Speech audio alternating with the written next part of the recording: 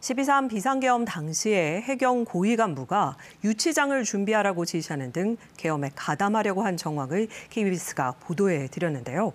내란 특검의 이에 대해서 해양경찰청 등 세 곳에 대한 강제 수사에 나섰습니다.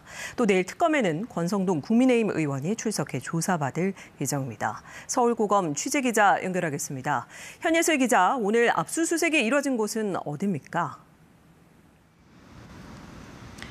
네, 내란 특검팀은 해양경찰청 기획조정관실에 대한 압수수색을 실시했습니다. 또 안성식 전 기획조정관의 주거지와 관사도 포함됐습니다.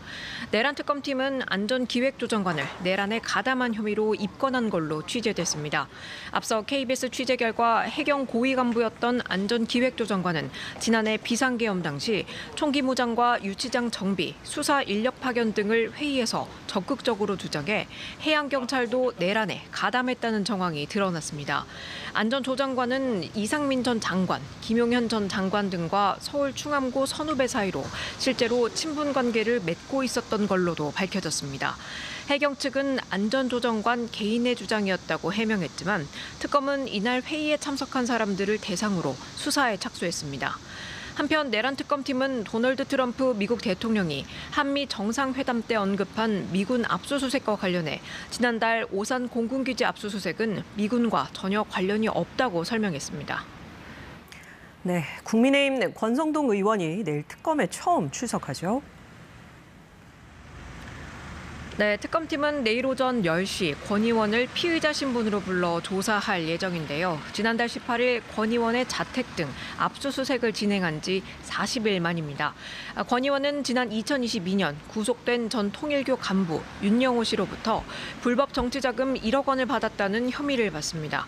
또 윤 씨와 건진법사 전성배 씨가 2023년 당대표 선거에서 권 의원 당선을 위해 통일교 교인들을 입당시켰다는 의혹도 들여다보고 있습니다. 특검팀은 이들이 당시 전당대회에 개입하려고 한 정황이 담긴 문자 메시지를 확보한 것으로 알려졌습니다. 이런 의혹들에 대해 권 의원은 SNS를 통해 당당하다며 특검 측이 주장하는 모든 사안에 결백하다고 밝혔습니다.